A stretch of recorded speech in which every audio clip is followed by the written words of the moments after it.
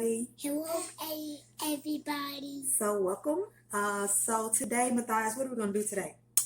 Make a smoothie. And what fruit are we going to use? Blueberry and strawberry. Okay, we're going to do blueberries and I want strawberries. to get one. Okay, wait 1 second.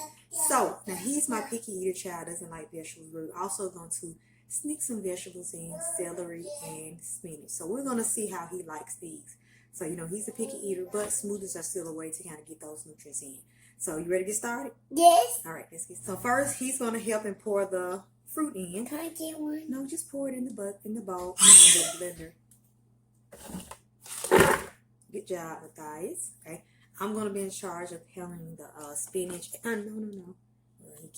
He's Yummy. So, I'm in charge of peeling the spinach and celery. And I'm going to add a little water.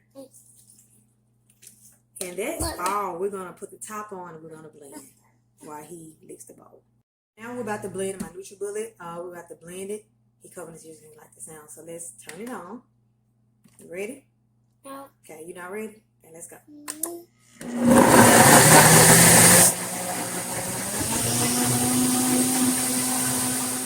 So we're done with the smoothie and he has his cup. So let's see, does he like it?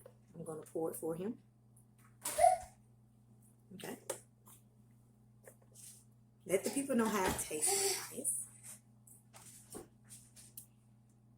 How it tastes? Next.